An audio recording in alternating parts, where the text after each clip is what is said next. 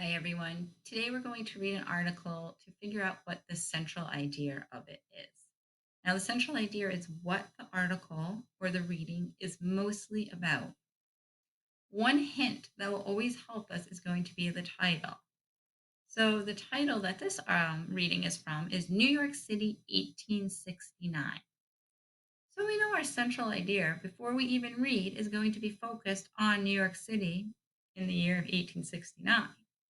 We need to read to find out what major event happened at this time. As John A. Roebling was designing his bridge, life in New York and Brooklyn was teetering between old and new. No bridges existed between the two cities. Travelers used one of the 13 ferry boats that crossed the East River night and day. From the river, the spire of the Trinity Church in New York was the tallest landmark to ships sailing into New York Harbor. So if I stop here, I'm going to realize that I've already read about this person who is designing a bridge to make life easier between New York and Brooklyn. They don't need to use all of these ferries. It seems like that's going to be an important concept. I would, of course, continue reading it to find out why. People mostly traveled by horses and carriages and on sailing ships, but the use of railroads and steamships was growing. Communication was by mail or telegraph.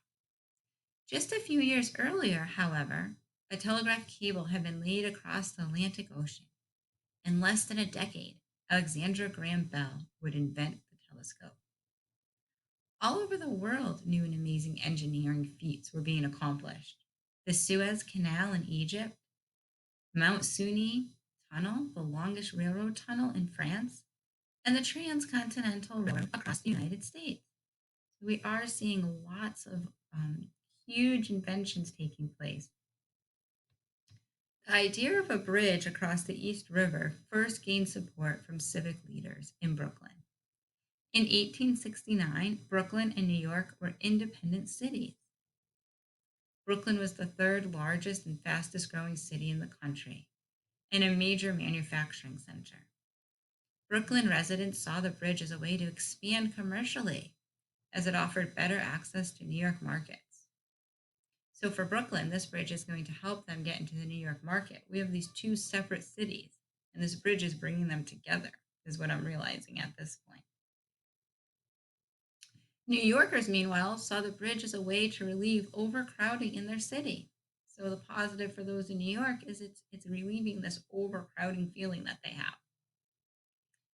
Thanks in part to how the Brooklyn Bridge created the first successful link between the two cities, an expanding metropolis emerged.